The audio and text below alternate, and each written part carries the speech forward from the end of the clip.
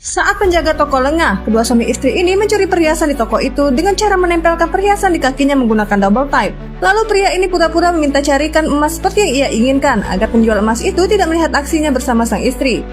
Mereka terus mencuri perhiasan itu satu persatu hingga tersisa setengah. Sebelum penjual emas itu melihat, dengan cepat mereka segera menutupnya agar tidak ketahuan. Lalu saat penjual emas itu memperlihatkan beberapa perhiasan yang mereka inginkan, si wanita berkata, aku kurang suka model perhiasan ini. Ini bukan seperti yang kucari. Apakah ini saja yang kalian punya? Sudahlah sayang, lebih baik kita pergi ke toko emas lain saja, karena di sini semua perhiasannya jelek-jelek. Tunggu tuan, kami bisa mencarikan kalian model perhiasan yang lebih bagus. Namun kedua suami istri ini mencari alasan agar mereka bisa keluar dari toko tersebut. Saat akan pergi, pegawai toko itu meminta mereka berhenti. Ia baru menyadari jika perhiasan di tokonya terjatuh dan ada yang hilang. Pegawai toko itu juga berkata, "Nona, apa kau melihat perhiasan kami yang sebelumnya masih ada di sini?" "Aku tidak melihat kalau perhiasan ini terjatuh. Jadi kalian menuduh kami yang mencuri perhiasan tersebut. Sayang, kau lihat mereka menuduh kita pencuri. Tapi kami yakin perhiasan itu tadi masih di sini."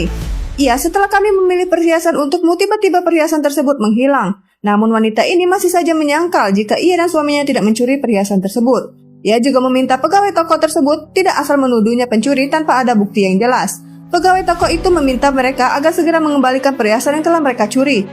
Mendengar itu, wanita ini malah semakin marah dan tidak terima jika pegawai toko tersebut menuduhnya mencuri.